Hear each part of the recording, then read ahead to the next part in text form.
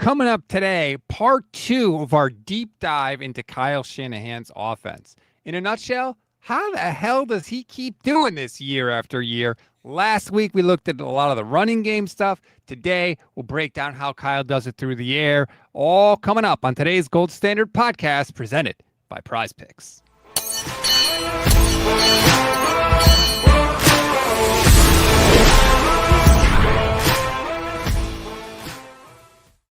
What is good, everybody? Welcome to another Gold Standard podcast. I'm Rob Stats Guerrera alongside Johnny Dell from the Johnny Dell Football Academy. How are you, Johnny? Just 2 days away from vets reporting to camp, baby. Oh, I can't wait. I can't wait for real football. I can't wait for a new season. I can't wait to see some of these rookies get on the field. I'm so excited. There are so many things to watch. The wide receiver room, the safety room, what happens at left guard. Hell, I'm even watching the punters because Jack Bomeister just signed a 3-year deal. So I just cannot wait for it. And again, that happens on Saturday, and we'll, of course, have full reaction to everything that goes on. So if you haven't liked and subscribed yet, please do. Make sure you check out Johnny's channel as well, the Johnny Dale Football Academy, for a film breakdown, multiple film breakdowns, really. It is a film lover's paradise, and we thank you for joining us here, Johnny. Today, we're looking at part two because you have been in the lab dissecting Kyle Shanahan's offense. Last week, we did a lot of the rushing concepts. Today is going to be more of the passing game for Kyle and how he has continued to do this year after year. Yeah, he's one of the preeminent offensive minds of our generation, and 49ers fans, sometimes I feel like they get too close to the forest and they just see the trees. And so they'll look at individual plays that don't work or individual games that don't work. And we're not emotionally tied to the failures of other teams. So we get really impressed with their successes and we pass over the failures or the negatives because, well, they aren't as memorable to us. We remember the big highlight plays from Josh Allen. We don't remember his interceptions because it doesn't hurt us. And so I think sometimes we can have that. We think, well, Ben Johnson is really doing stuff innovative and he's moving forward with offense, and Sean McVay and their offense is so incredible and dynamic. And yes, it is. But you look at who has since 2020, there's only one guy who's at a top 10 offense every single season. 2021, 2, 3, 4, 5. There's only one guy in that group, and that's Kyle Shanahan. And so you actually look at his last 7-year run. It's been the best 7-year run of almost any offensive coach ever. 6 out of 7 years, a top 10 offense. You'd be hard pressed to find that even with the 80s Niners and 90s Niners. So he does a lot of things. And how does he keep doing this? Because we keep seeing that, well, defenses are catching up or defenses are doing these things. I'm not seeing that. And the biggest reasons why is because you have a strong philosophical commitment to what you're going to do. There's an ability to make everything look the same and also run all of your passing plays out of different formations and different personnel. And that's what we're going to look at today is their ability to run the same plays from different looks. And so those different looks are tied to other plays. So there's never just a package of 3 or 4 plays that you run out of any formation. Every formation has 6, 7, 10, 12 plays that they can run from it. So, and they will all start to look like each other. And it makes it so hard for defenses to figure out and diagnose what's going on. He understands what defensive players are looking at for clues.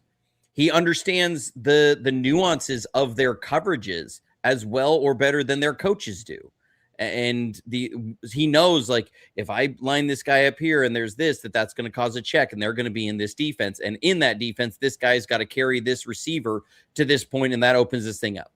And we'll dive into more of that, I think, in the next episode. This one is about how they present things from different looks and run the same plays. And this comes down to even their receivers. So a lot of times we're used to seeing these condensed receivers and then wide. That's generally the 2 alignments they have. And I'll tell you, their route tree, they have a way where when they're condensed, they have all of their the same routes that the wide guys are going to run. They can run all of them the same. but they just have triggers in there to make sure that it can be the same route, but it ends up breaking at the same points. So, for example, what Kyle has is he calls a deep over or Dover route. A lot of people would call this a dig, or as a deep in route. So, Debo out here, if he's out past the numbers, he's going to run this break at 16, roll to 20 on the in breaker. If this is Conway up here or Conley up here, people have said I pulled too much tape from 2022 and 2023 last week, so I pulled everything from pretty much 2024 and 2025. So there you go. Here if he was to run this route, he's going to run what's called a widened over, and with that they can run the same route, but they have an ability on their track, and what they do is that they have releases that'll come along this widened track, and they can have outbreakers at every 2 yards. They can have inbreakers at every 2 yards from this widened track. And they can have routes that just on a go route. From the outside, they can have a go route, and they can have inbreakers at every 2 yards. That's why this route tree is so dense, and outbreakers at every 2 yards. So they have this all the way down the line. Your outbreaker running straight down from an outside formation, running straight down, can have 10 different routes that's going to come off of it. From the condensed formation, if it releases with we call it a spray release or a release coming to the outside, that there's 10 different routes you can run off of it. And it can still be included. You can run the same passing concept with the receiver split out wide as you do with the receiver then moved inside, because you can still call the same play, the same verbiage. You just have a widen in it. So it's going to widen. And then you have ones that break over the middle the same way and over the middle the same way. So you have all of these different routes, and some that come straight down and everything. So all of these routes have 10 different different routes that can be run off of a single release. They generally have 3 releases. There's going to be the outside release where it's down there. There's going to be an inside release where it stays inside, and there's an inside release where it goes outside, or an inside alignment where it heads out. So out of those 3 releases, they have so many different routes that they can run. Does that all make sense? I think so. And you talk about why receivers, sometimes younger receivers, struggle to get on the field. That's why. This stuff is complicated. It's very complicated. And what they really want to do, the reason they do that is they want, if this guy releases straight down the numbers, they don't want the defense to be able to go, okay, it's one of these, 4 plays. It's going to be one of these 2 passing concepts. Or if he shaves outside to get right outside the numbers, they don't want it to be, okay, there's 3 routes he's going to run here. And so now I'm ready to jump on this. And that's when you get guys jumping on routes. Brandon Ayuk, his rookie year, I remember people were talking about him being in the doghouse. And I looked over the tape and I was like, he's running every single route a little bit different. So what that meant was that every route had a specific release. And you started to see defensive backs were jumping on his routes because he wasn't tying them all to make the release look the same. And that is a huge no-no for Kyle Shanahan. And that's why he was kind of in the doghouse his rookie year. And Debo had a similar problem at one point. But they have all these different things. They want everything. They always want the element of surprise. And so here, this is against the Jets in 2024. So they're going to bring this is Kittle in motion. Okay, you're going to see this is their nickel. He's 21. He's going to come over here with it. And they go, okay. So we can see that. And so what we're going to do is we have use check. We're in 21 personnel. He's in the backfield. He's going to come over, and they're going to run a wide zone out this way. So watch this guy, because this is what the coaches in the booth are looking at, is how's this guy respond to this run action. Oh, he's attacking hard, right? He's got to fill his gap. They're going to hit that C gap real hard. He's going to fill in there. Okay. So then you fast forward to this is, I think, a quarter later in the game. You can see here's 21. Bring the motion. They run at him. You get a good gain on the ground. All right, you're moving. Okay, so now you come out. You're in 21 personnel. You move use check around, but you're going to bring him back around, and guess what? You're just right back in the eye. All right. So why did you do that? Because you wanted 21 over here. So what are you going to do now? You're going to run a play they called read rail. So Brandon Ayuk's going to be on a read route where he's going to come release inside. He's going to sit down if this safety backs out. If the safety squats, then he's going to run this as a streak. And he's going to sit down at 20 yards. And then the other route they're going to do is they're going to run a play action fake right at 21. And then Juszczyk's going to run a rail route, is what they call this. This is a route down the sideline. So it's read on the inside. That's the route here. And then rail out here. So that's what's going on here. But for the defense, this looks like wide zone, right? This looks like wide zone. Same personnel. It's coming in. So what does 21 do? He attacks. He says, all right, I'm going to go Phil. There he comes. Just like we saw before. But now you got Juszczyk running right past him. And you got Brandon Ayuk is going to come in here, sit down. He's going to draw this corner who's got a match on the weak side. And you get this safety sit there. So the safety's in a bail, so he's going to sit. And you get Juszczyk running and 21 trying to turn and catch him. That's how these plays, people be like, man, they just scheme. They get these guys wide open. Well, that's how you do that is you say, we're going to present things that look exactly the same that you saw. There's eye candy of the moving around, but this is the same formation, right? You got one receiver condensed. You got one guy out wide like we just saw. And so what are you going to do? You're going to you do wide zone, and then you do the play action fake and run your lead blocker right past him on a read rail.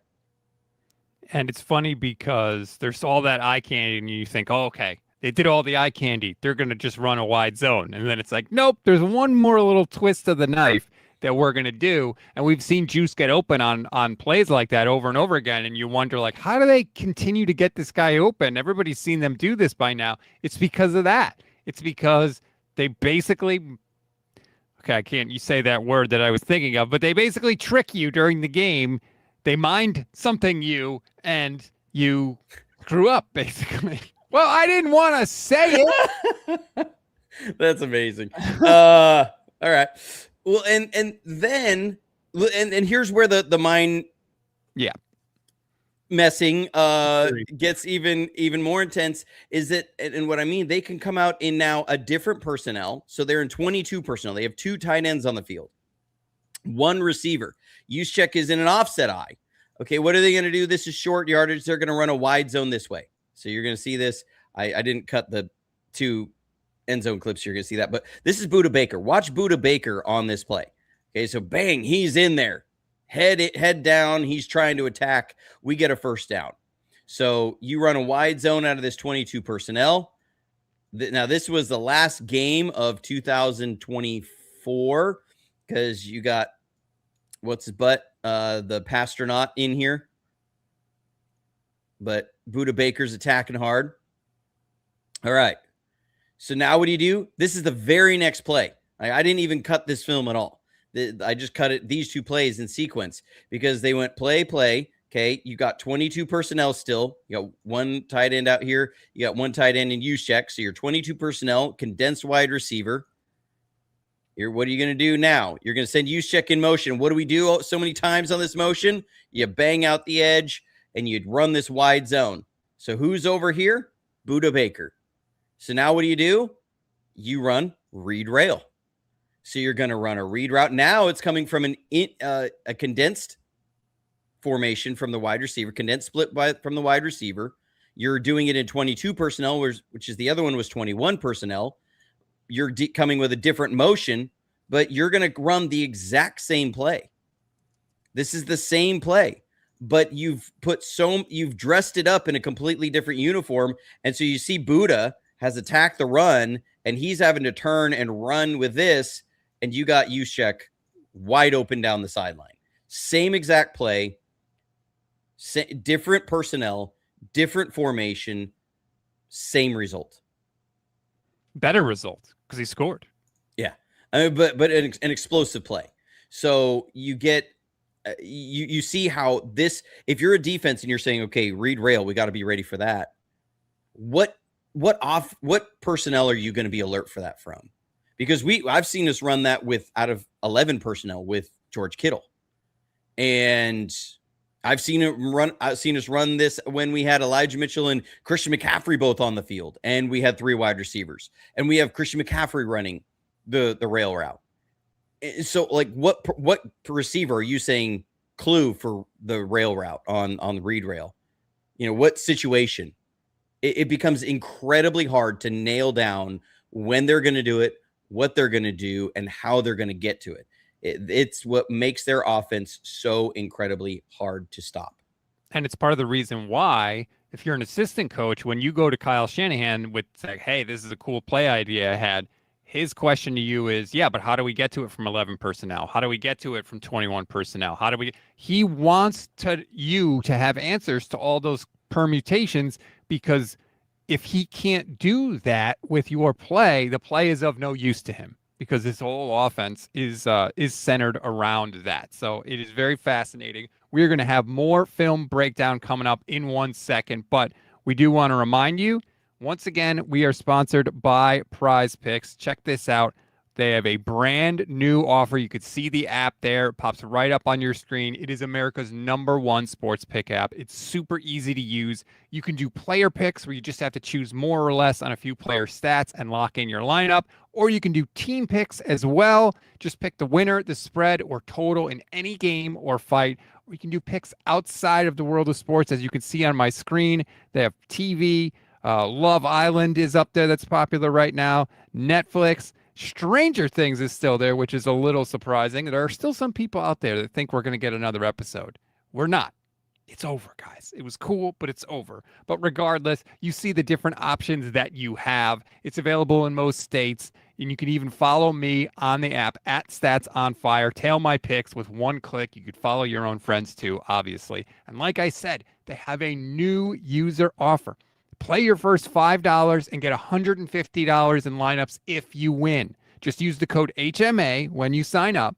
There's no better time to join right now. They just switched up their offer. Lock it in right now and win that first lineup to get the $150 in bonus lineups. Again, that's code HMA at sign up. Prize Picks. It's good to be right. All right, where are we going now, Johnny? You got me all fired up for the start of the season. All right, so now we're continuing on this theme. We're just going to look at some different concepts because to show that this isn't just an isolated play action concept that they do these things from. So here's another concept they run. It's called a peel concept. So you get a post route here, and you'll see some eye candy of a shift, a motion, and really it's just this George Kittle's going to run a rail route. So you have a post plus a rail route. So the other one's a read plus rail. This is short post plus rail, and it's a peel concept. So first thing you do is you have all this eye candy. You got coverage check. You got your running back split out here. You can see these 4 guys trying to figure out, okay, running backs out in the bunch. George Kittle's in the backfield. We've got to figure out who's on who and how we're going to account for this huge coverage check for your quarterback now. He's able to see, okay, is this going to be zone or man? And it clearly becomes man. So you see that coming because what they're going to have is they're going to have a zone beater on this side, and then your peel concept's a man beater. So you've given Brock Purdy a coverage check. Now you've also given an advantageous release here because they're going to have to work through this traffic of both a receiver here and a receiver here and their defenders against man. So this is going to work as a pick play. So you see, here comes George Kittle. We get a little kind of jet motion out here.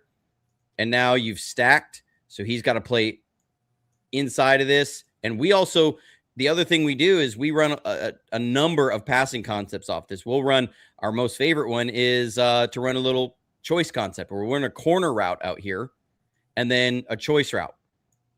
And so how do you bring a variation off this? You're going to run a short post and then a rail route.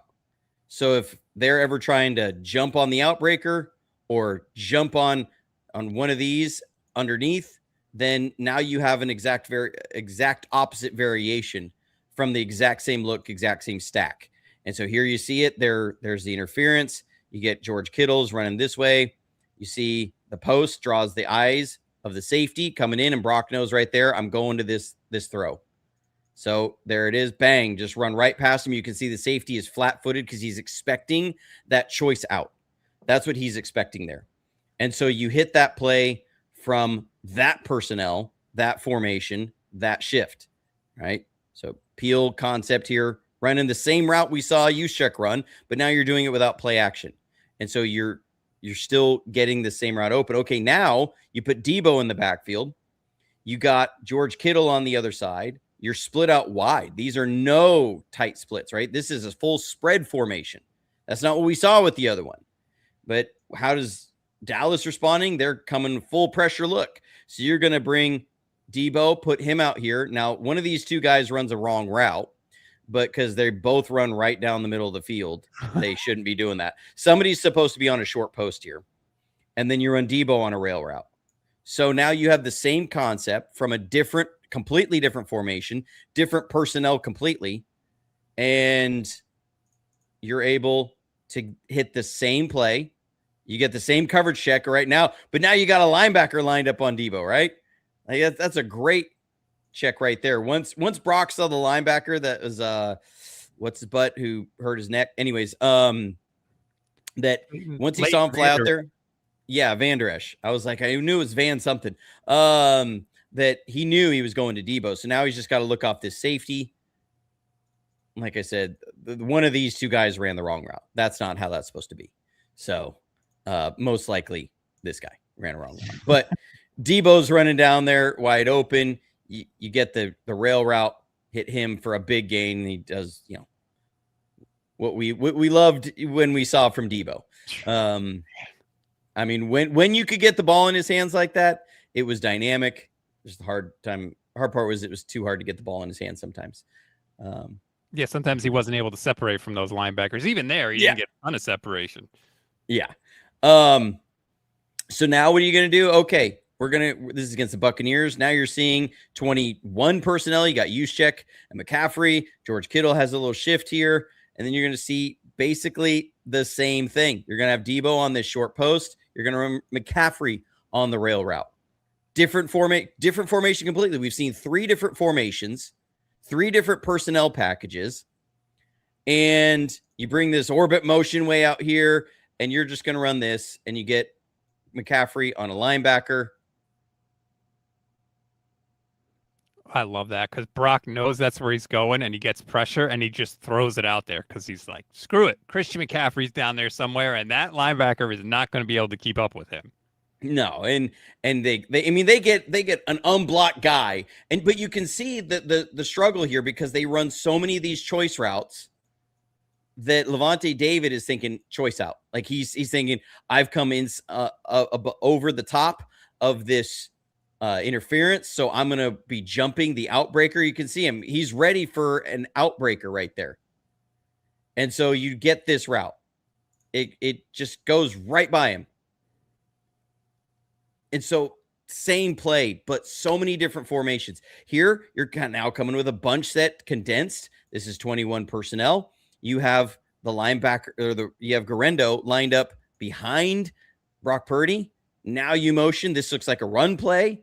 You're going to say, oh, wait, we got a coverage check with that. All right, so now we're going to shift. We got the right one we want. And here it comes again. Here's the peel where you get short post and you get the rail. So we saw George Kittle make this play. We saw Debo Samuel make this play. We saw Christian McCaffrey make this play. And we saw Isaac Garendo make this play. If you are an opposing defense, again, how do you say this is how we're going to clue in for that play? It just becomes too hard because they're almost like a modular offense.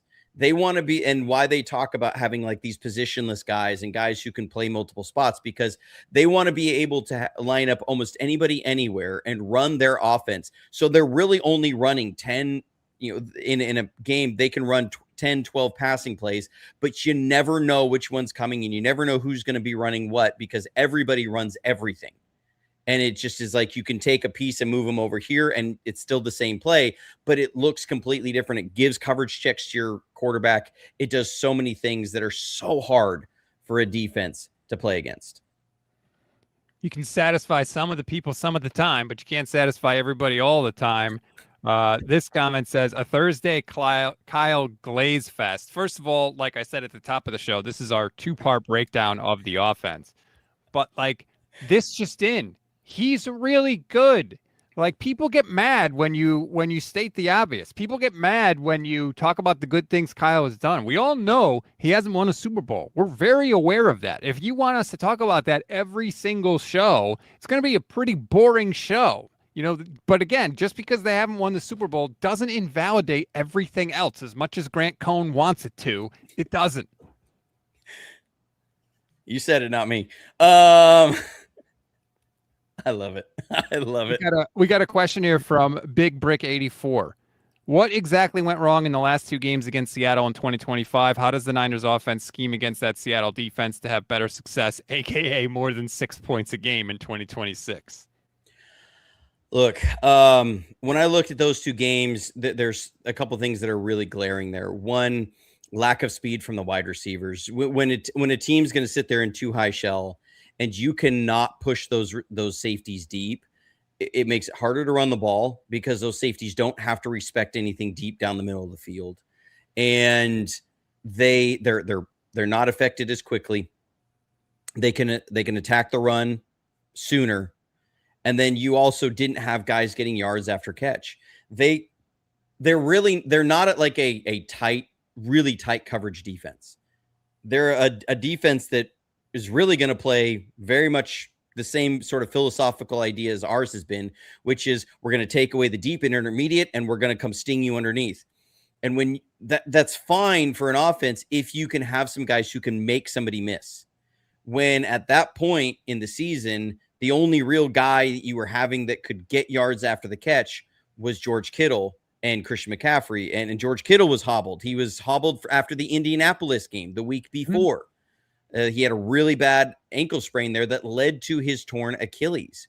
So you only have really Christian McCaffrey who's able to make guys miss and break tackles in space. Ricky Pearsall, every time he bumped his knee into a coffee table, he was out for 3 weeks. And so there was just nobody that had dynamics, playmaking ability. When you start looking at the receiver core, it wasn't Demarcus Robinson. It wasn't Kendrick Bourne. Juwan Jennings was a contested catch guy. He wasn't a big yak guy. There were just too many plays where they were getting throws underneath and they're getting tackled immediately. And you got to break one of those tackles. You got to stay on the field and keep moving. And then our defense was letting long drives happen in those games. So their defense is fresh. It's fast. It just becomes this kind of snowball effect on you. And that's what I say. Because again, you go back to that first week game, and that's an offense that if Jake Moody doesn't miss 2 27 and 25-yard field goals, you're scoring 26 points against that vaunted Seattle defense. So, and even you go to the year before, he did a lot better as points against Mike McDonald's defense. So I don't see it as just like McDonald has his number and can't do it. McDonald himself has said Kyle's one of the hardest to go against. Yeah, literally he said this. I wouldn't say that we have the 49ers number. So that literally is Mike McDonald telling Matt Mayoko, we don't have the 49ers number. We all admit it was horrible in the playoffs. Absolutely it was. But that is one game, and the other games against Mike McDonald have been much, much closer. All right, sorry to derail you. Continue. So then we're going to look at some of these other plays of how they attack deep down the field. So this is a play we run a lot. It's called burner and or pin concept as well. A lot of times called Yankee. So the classic one of this. So people say, well, Kyle hasn't changed anything from his dad. Well, I'll tell you exactly how he's changed something from his dad. So his dad used to run this as a Yankee concept. So he would run a post here with a high crosser. What Kyle does is he says, okay, no, I'm going to run this as an inside release like a post, and then I'm going to have it as a corner route, and then I'm going to run a high crosser. So he has changed something already. And then the other part is sometimes he just runs this as a straight streak and then a high crosser. That would be like an old Speedo concept, but this is his version because then he ties something off of this that's different than what his dad is. So here you can see we have this route coming through and we have a high crosser. And this is what a lot of us are used to seeing in Kyle's offense. You hit it right in the middle, bang. That's one of our just staple plays. We hit these big in-breakers down the middle of the field. This is Ryder. We also have Strider. We have Burner. We have Ryder. We have Strider. We have I forget the name of the other one that we have in here that looks really similar when you see it on the broadcast, but it's a little bit different. So first thing you do is you hit the high crosser. Okay, Well, now you're going to run the same thing. Okay, you're going to run this as the high crosser. You're going to run Debo on that, but you got a quarterback and you got a system that's meant to put teams in conflict. So you're not predetermining these things. Here, this was in the past a play action pass. Well, now when we had Christian McCaffrey with Brock, we're just flaring our running backs out. So we're running this that's traditionally been a play action pass in years past is now a drop back pass. So again, that modular idea of offense that you don't have to do it a singular way. And you see the safety here is saying, okay, we just got hit on this. I'm going to squat on that. Well, Brock says, okay, I see that. And I'm going to let this fly down to Debo. And you get a big gain. So you run the same play. It's from two different formations. And now because you got a quarterback who will actually make the read here and not predetermine that throw, and you can run it from play action or you can run it from drop back pass. They're a second late on guessing on it. The safety says, okay, now I'm going to guess and I'm going to squat on this high crosser because that's the point in the play, but my quarterback's read it out. And now I've hit two different huge explosives off the same play. And then we come out. Sorry, it has to be maddening. Like Kyle makes you wrong no matter what you do. Yeah. You are always wrong. Like you just can't be right. And I will say, maybe hyperbole, because obviously we've seen games where he's been stopped, but the overwhelming majority of the time, if you are calling plays in the NFL, somebody's going to get your number at some point. Just ask Bill Walsh. Like it happened to Bill Walsh. Just Kyle has a much higher hit rate, and it's because of these things. Everybody says, well, doesn't everybody do these things? No, this was why the Eagles fired their offensive coordinator after last year, is because they weren't doing anything like this. And it's why there's only a few guys that are at the top, because they understand how to run a staff to get everybody on board with this is what we are doing. And they manage personalities. It becomes a lot trickier than you think. But here, a different formation completely. Same play, though. You're going to run this, and you're going to run this. Same play, different formation, different personnel even. You got George Kittle standing out here, so you get a coverage check. He's then going to motion inside. You see it's zone, so they know, okay, I'm probably going to get quarters here. So these safeties, they're going to be reading out. See, Brock's going to take a 7-step drop. He sees this guy is flat-footed on George Kittle. He sees this guy is cross-keying, so that means they're in man over here. This is going to come across. So he says, okay, safeties are squatted deep. I'm going to this one. This is a heck of a throw. My goodness. Oh, this is the Jennings catch. Yeah.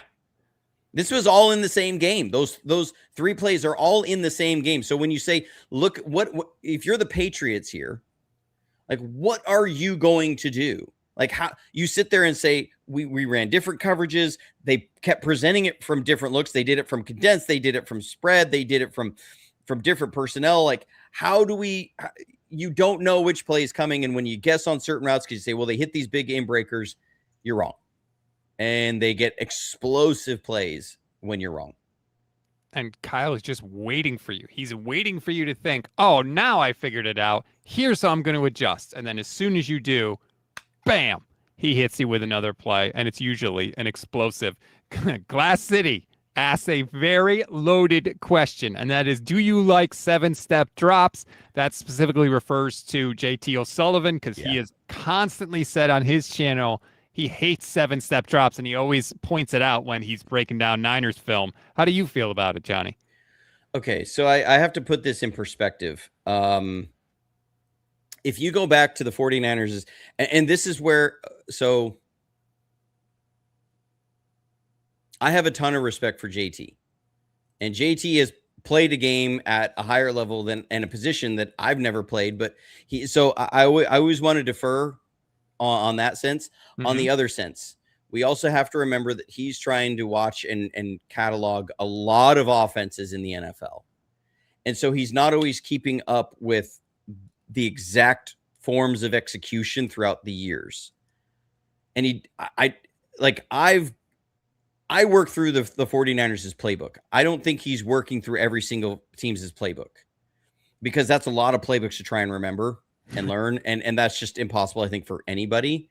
So I don't fault him on that. And I want to be careful how I say this, because I don't really mean this as like to sound as I don't want to sound rude, but what I'm trying to say is I feel like he does not understand that foundationally, if you go back to Kyle Shanahan from 2017, 18, 19, there was only 2 plays that he had a 7-step drop in.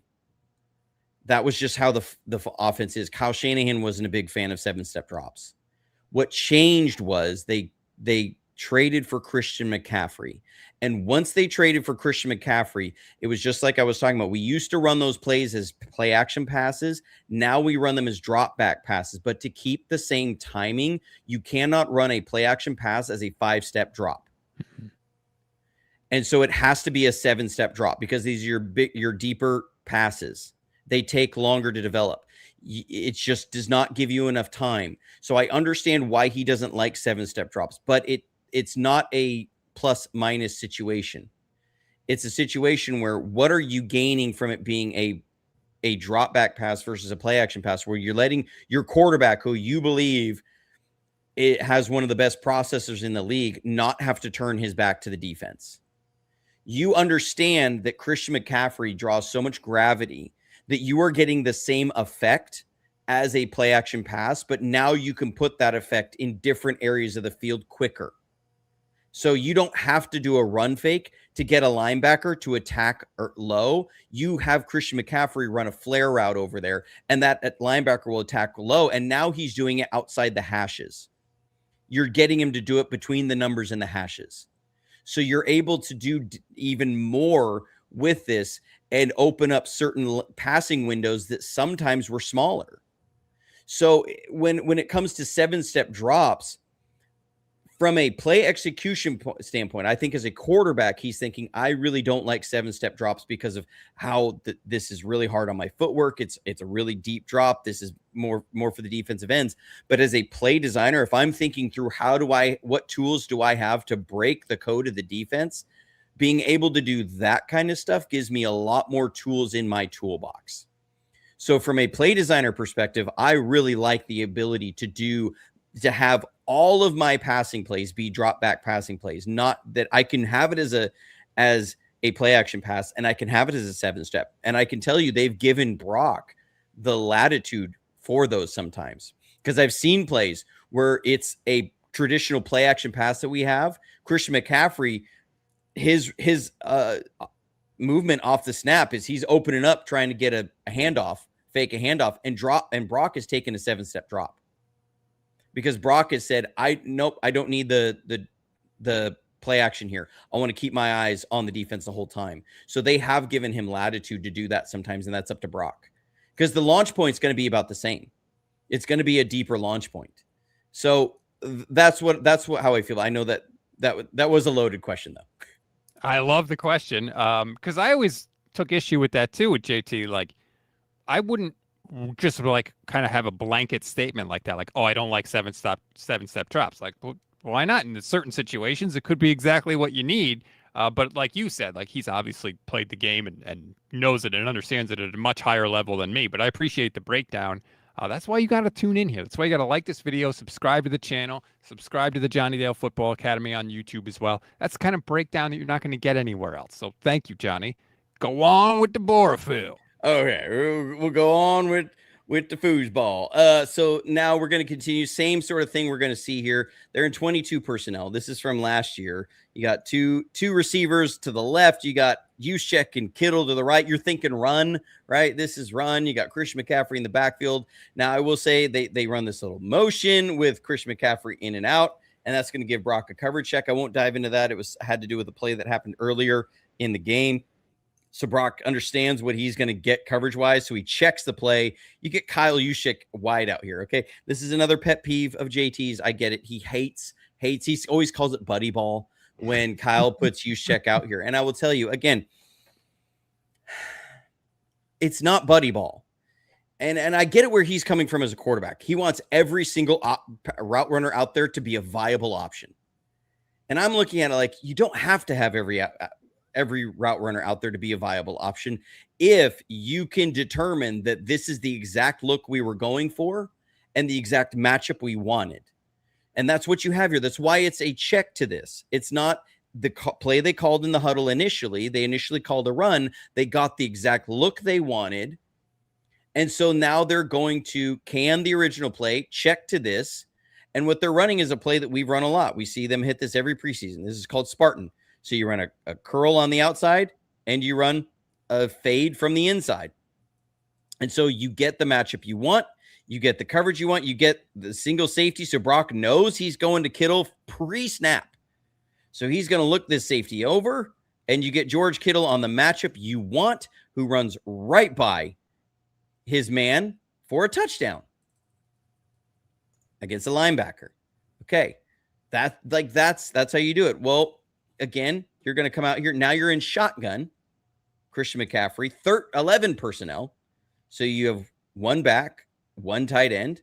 You're going to have, this is Ricky Pearsall in close. You're going to have George Kittle out here. What are you going to do? You're going to motion this out. You're going to get again, same coverage check, cover one man. So you're going to have a single safety, and you're running the same play. You're going to have Spartan out here. Little curl route on the outside, fade from the inside. This was literally back-to-back weeks.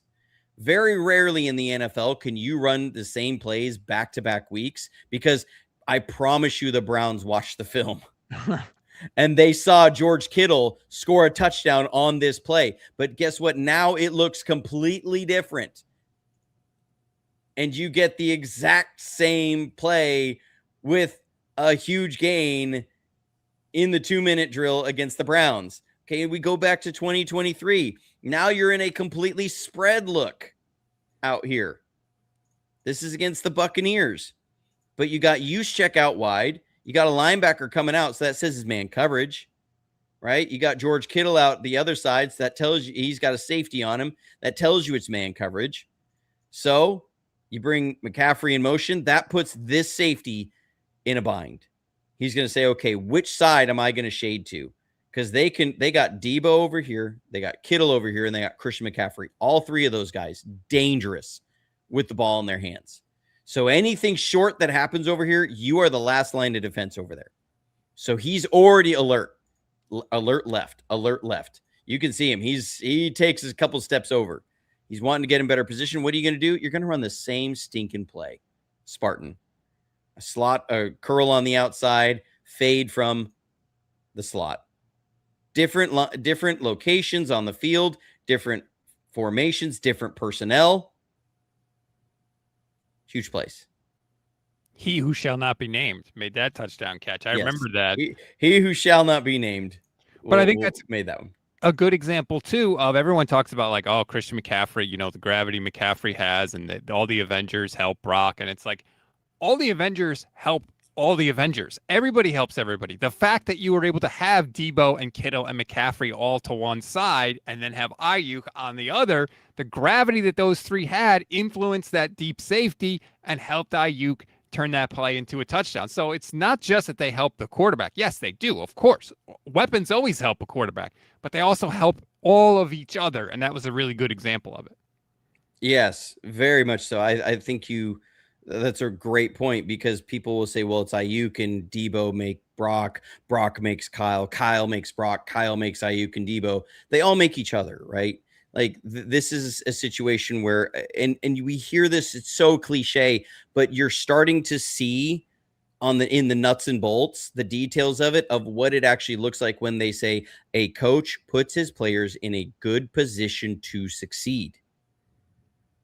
When you have a coach who can understands how to script the beginning of his games, to see how our team's accounting for Debo, who's over there, how our team's accounting for Christian McCaffrey, how our team's like when I line these guys up over here, what does that safety do? He's not looking, like we're all looking at the results of the plays. He's looking at how is the defense reacting to what I'm doing? And then he starts, and that's why it seems like when he gets rolling, it's just like this offensive tidal wave that a defense cannot, like they just can't. Just go back to the 2023 NFC Championship game. Once the offense got rolling, the Lions had no answers from that point on. So once he gets this game going on you, it's over. And so it's life really hard. So the last thing we're going to look at is then he has variations even within the normal plays we run that he'll pull out sometimes as wrinkles, and they're able to have different things. So this is a classic play. Chevy over under is one version. Chevy is the main concept. So that's this concept right here. It's this concept. That's the Chevy, and then over is the over route that's right here, and then under is going to be a separate concept. So that's what a play will look like when it has multiple concepts. So you have the Chevy over or Chevy, and then the under concept. That's two different answers for different coverages. So you can see, you'll see the Chevy concept sometimes paired with something that's not an under, right? So the reason I point that out is I want to just point out the Chevy concept, which is this Chevy post and then a Tony route. And that Tony route's a 5-yard out route that can sit down, but it's a 6-step post route with I didn't mean to open media with that Tony route. So it's just a little post plus out is what it looks like. So now here you are going against one of your division rivals. So what do you do here? You're going to say, okay, we're going to run a Chevy post, and then we're going to run this like a Tony route. But then what do? You say, nope, now we're going to turn it into a rail route. So you're going to have an out and up. And so you're able to take a play that you've run many times.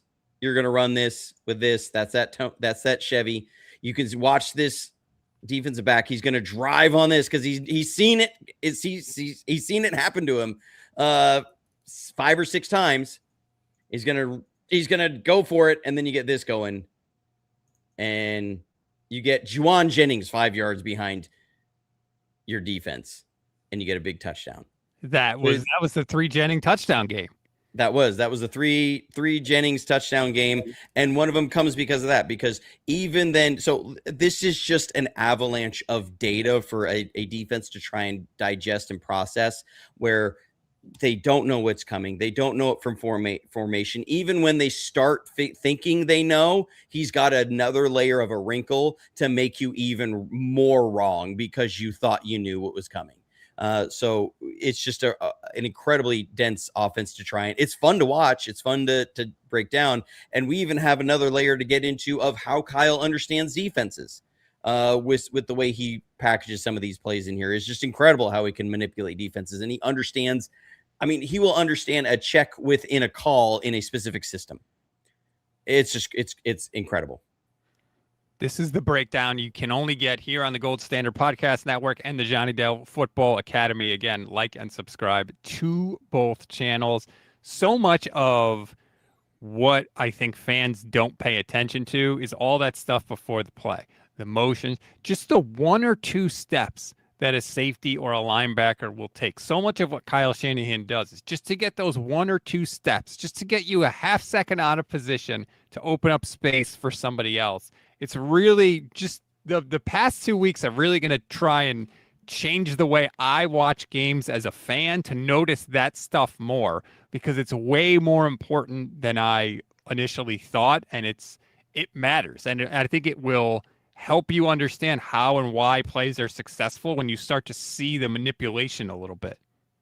Yeah, it's incredibly detail specific, and it just again reinforces when you have somebody like he who shall not be named who wants to do things like wear the wrong color shorts. When you have an offensive system that is that detail oriented, and this is something we've heard from every free agent and different guys who come to the 49ers, they always all say this is more they are more on the details than anywhere I've ever been, because that's the advantage between defenses understanding what you're going to do and you having the upper hand on there. And they will say, we will always try and put you in the best position to succeed, but you have to trust the detail process.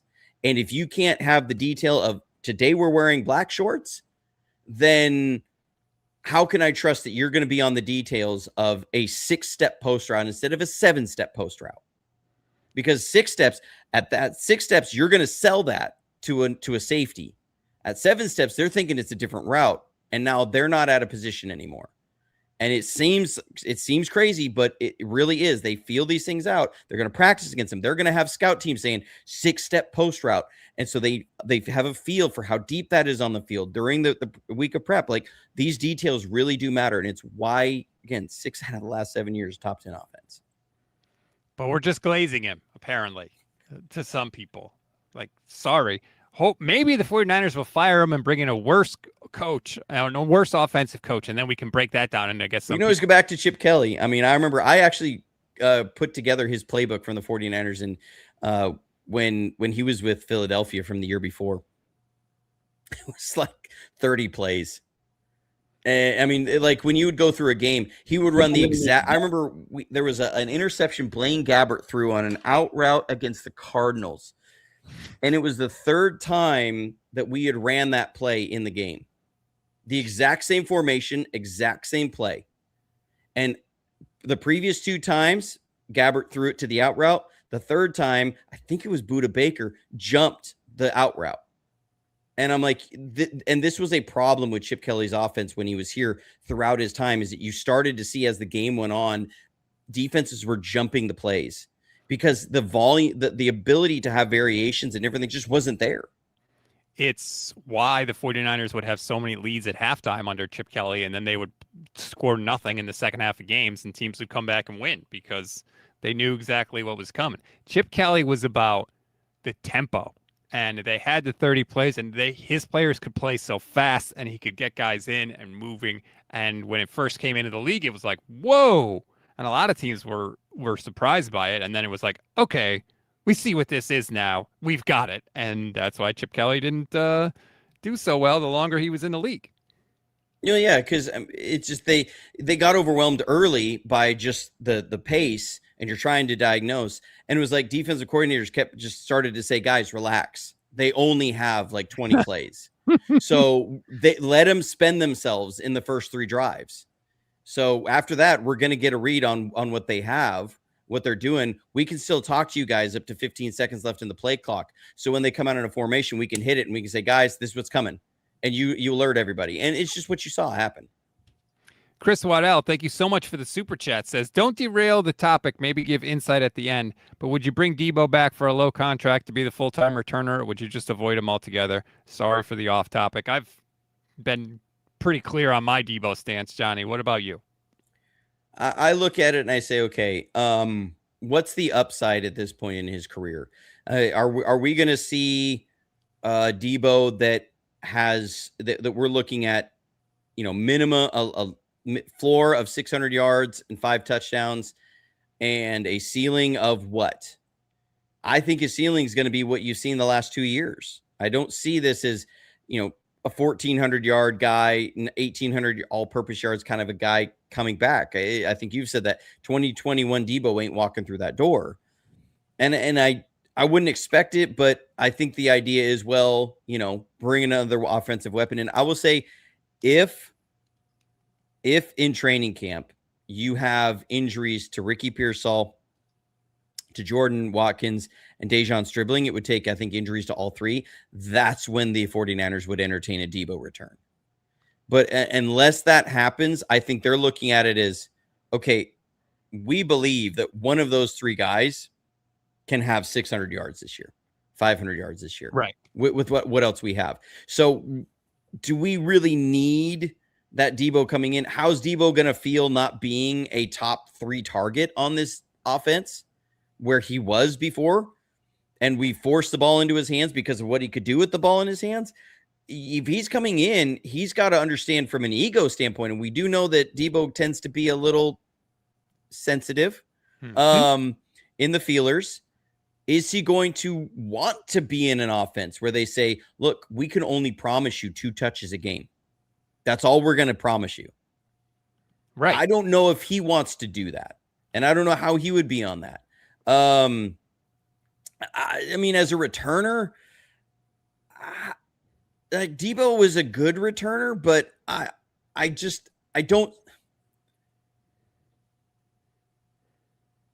I'm not sold on that. Like, if you're going to bring Debo in, you're not bringing him in as just a return specialist. He's not going to want to be here just as a return specialist. And honestly, I don't think there's a spot on this roster available for a pure return specialist. That's why Junior Bergen didn't do anything last year. Kyle has said, like, you got to be able to make the team as a wide receiver. And I know Debo could do that, but he's not going to play special teams. I don't think it's a good idea. He's 30 years old. Last year was supposed to be the big look out for Debo. He's motivated year. And it was just a meh. It was fine, but it wasn't anything special. And I would much rather the team go with younger, faster, better players who can separate. Debo was great when he was here for those couple seasons, 2021, 2023, I guess. But it's over now. Don't be sad that it's over. Just be glad that it happened. Yeah, I think that's a really good perspective on it. Like, it was great that you had it when you had it, and now you've moved forward. You got a youth movement. I mean, I'll be as sad as anybody the day that it's George Kittle's time to move on from the 49ers, but I was really sad when Brent Jones's time with the 49ers ended, and then we moved on and we got Vernon Davis, and I loved having Vernon Davis here. And then Vernon Davis moved on and we had George Kittle. There's going to be a youth movement eventually. Like, it's going to happen. I think the upside of somebody like Dejon Stribling is incredible. And so I go, okay, I've got my first pick in the draft this year sitting there. Yeah, he's not going to be a finished product, but I think there's more upside there. If you look at the next 4 years, there's a lot more upside with Dejon Stribling than there is Deebo Samuel. Same with Jacob Cowing. Same with Jordan Watkins. I look at these guys and I say there's more there. The only guy that I would consider having move on instead of Debo, or to have Debo in there's Demarcus Robinson. The only issue with that is that Demarcus Robinson can play the X receiver and Debo can't. He just doesn't have the arm length and size for it. So if you're looking at somebody to back up Mike Evans, if they felt really, really good about where Dejon Stribling was at, and Jordan Watkins, who I think he can play some X, if they felt really, really good about those two guys, then you could see them say, okay, Demarcus Robinson, we're moving you on. We're bringing Debo in. But that's a big if. So those are the only situations I see it. And like you said, if people get hurt and he's still out there, that's a different story. But as it stands right now, I don't even want Debo as a kick return specialist. If that's all he knows he's going to be doing, are you going to get motivated Debo Samuel? I don't think so anyway. And again, motivated Debo last year wasn't that special. So that's a no for me, dog. And Anthony Nagatani, YouTube channel member, says, I will not accept your Eric Johnson omission. I'm sorry. I forgot the Eric Johnson. I did like Eric Johnson. He was coming to some bangers. He said he was hoping we would break down the annexation of Puerto Rico. A little shout out there to Little Giants. If you know, you know.